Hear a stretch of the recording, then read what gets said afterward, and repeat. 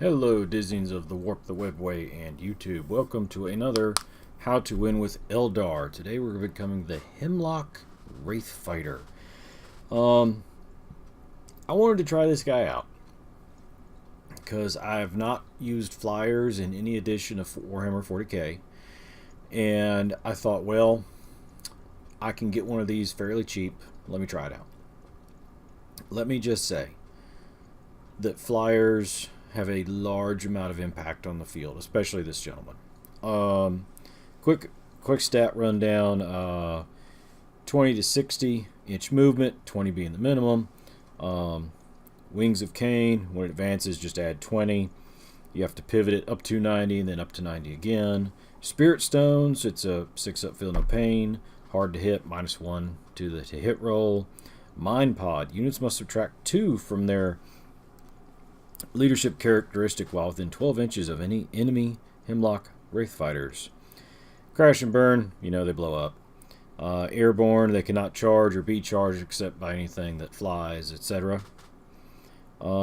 It can manifest 1 psychic power, which includes smite, and then whatever the secondary power is from the battle section.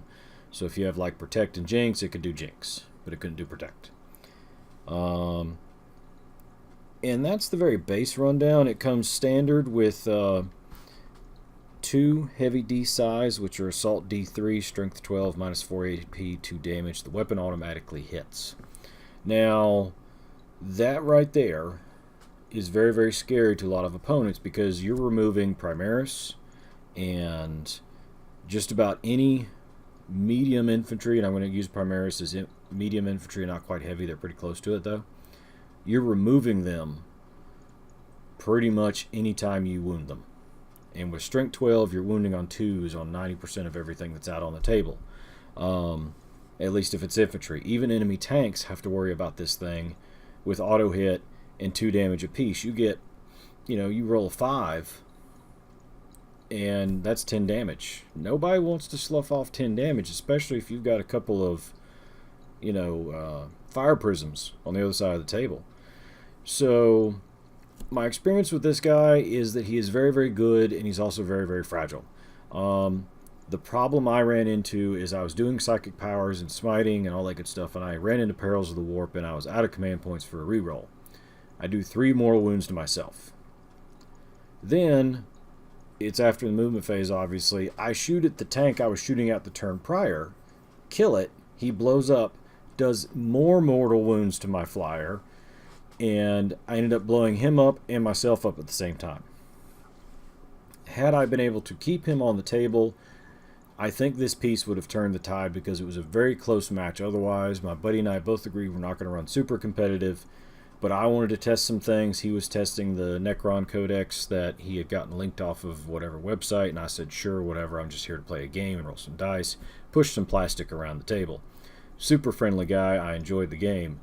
The Necron Codex, in my opinion, that he played was not broken, nor was the list he was taking against me, because he knows I am not a competitive player. I do play in competitive events, but I'm not the top tier guy. I'm not going to be that guy that wins 2 out of 3 events he goes to. I'm not going to place at top table 2 out of 3 events I go to or anything like that. I'm just a standard run-of-the-mill Joe Schmo who likes to run what he likes to run. So how do you win with this thing? Well, it is a Wraith construct. So if you have your Spirit Seers on the table and you do their stratagem that everything within 12 inches of this model is, +1 to hit and everything, that's really good. This can benefit from that, except that it auto hits. But, +1 to hit, if you do have to hit something in melee, I'll take what I can get. And then the -1 to hit with things with fly for a command point can really keep him alive a lot longer. So like I was saying, there's some synergies here I haven't quite tested yet. A lot of the to hit synergies are not really going to be affected by this guy, or this guy isn't going to be affected by. But you've got your stratagems, the -1 to hit. You've got, just about anything that Eldar can do to buff their units, the extra armor.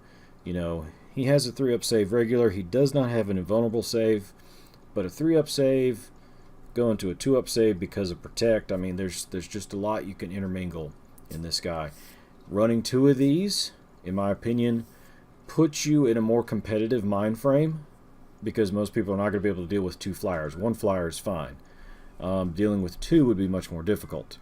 So let me know what y'all think. Is running 2 overpowered? Is 1 too much? Or do you run 3 or 4 in your list?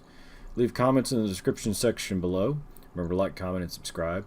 And last shout out here, my buddy is doing, at AMP Services, is doing a giveaway at the end of this week, I believe, for a Wraith Knight. He's going to paint and build and paint a Wraith Knight over live stream.